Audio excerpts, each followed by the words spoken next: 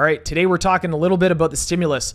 Where's all this money coming from, and how is the Fed getting it into the system? Secondly, it's been announced this week that the government is not going to engage in a negative interest rate policy. Negative rates, something very new, meaning they get paid to borrow money, something that I could get used to very quickly. Lastly, it's all about real estate here. So we're going to end with a little discussion on the various asset classes and how they've been impacted by the crisis.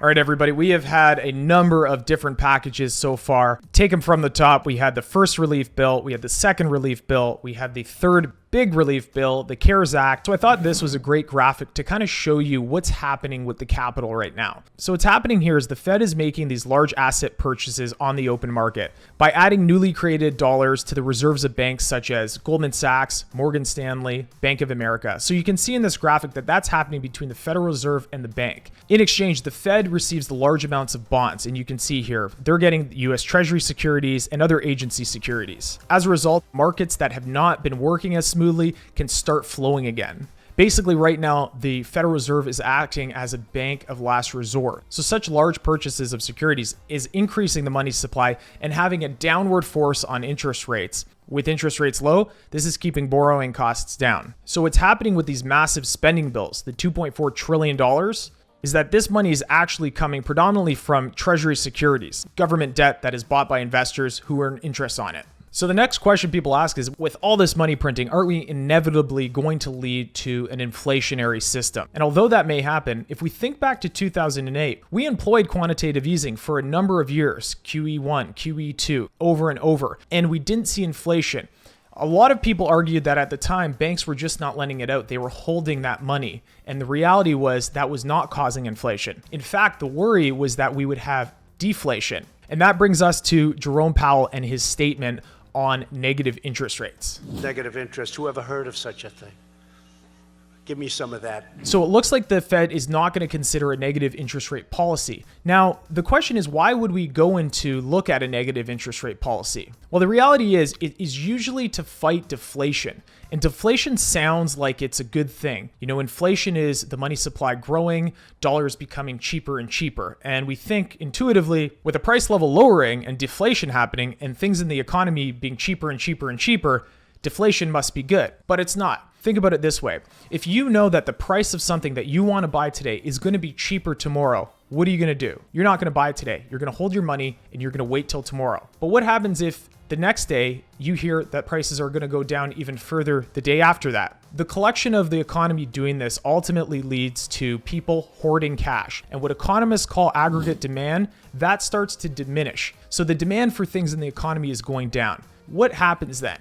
Well, if aggregate demand goes down, it usually leads to higher unemployment because there are less things that need to be produced and there are less employees needed for that production. And that is a contractionary policy. So with negative interest rates, some proponents say that that is one thing that can get you out of this deflationary spiral. Jerome Powell seems to disagree. It's an unsettled area, I would call it.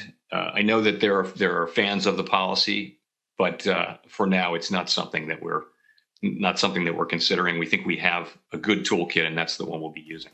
But other governments have tried it in the past. The Swiss government in the 1970s, Denmark and Sweden in 2009, 2010, and 2012. And in 2014, the European Central Bank instituted a negative interest rate policy, I believe specifically on deposits. And what they were trying to do was, again, avoid that deflationary spiral. So the final question on the stimulus is, can the government just do this ad nauseum? Can they just continue to borrow and borrow and borrow? Ultimately, the Fed's mandate is to promote maximum employment as well as stabilize prices. The Fed's credit facilities are constrained by approval from the Treasury, which means that at the end of the day, Congress holds authority over the Fed. However, in theory, the Fed could continue to purchase securities such as T-bills and mortgage-backed securities. But the question really remains, how much debt is too much debt? Now, Jerome Powell has said in the past that what he is worried about is not so much about the debt, but the rate of the increase of debt. And if the rate of the increase of the federal debt is greater than GDP, that's where he sees an issue. Now, he's also said after that we're in extraordinary times right now. And everything he said prior to the crisis really needs to be put on hold right now because we are managing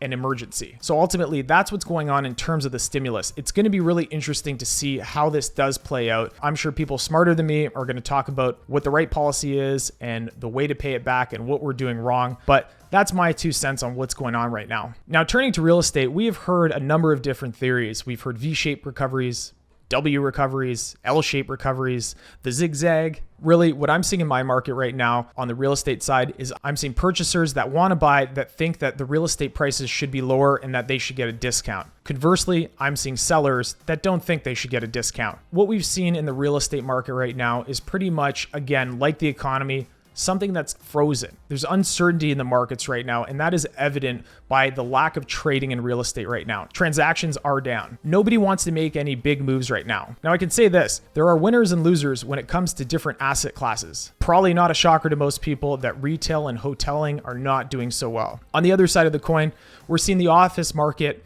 kind of be in the middle ground in terms of the resilience. A lot of rents have come in April and May, so it's kind of a wait and see thing. And ultimately, the office is going to depend by the credit worthiness of the tenants because that's the underlying value of the asset. Now, on the industrial side, a lot of people have said that we have created an oversupply even before the crisis and that industrial is going to be hit relatively hard. Industrial is not my area, but it'll be interesting to see what happens over the next few months. Lastly, I think, as many of you know, multifamily apartment buildings seem to have been weathering the storm probably the best in terms of asset classes. I would include with that manufactured housing. I would say that asset class has seen the most resilience and rents have continued to come in at a fairly high percentage. Remains to be seen what happens there. Ultimately, a lot's going on right now. I think we're all trying to work this out together. Nobody has all the answers, and if somebody tells you they do, I'd probably run the other way. Anyways, I hope that was informative. If you have any questions, leave them below. Hit the subscribe. If you like this video, hit the like button. If you don't, tell me why in a comment below. Hopefully, we're going to get through this sooner rather than later. We'll see you next time.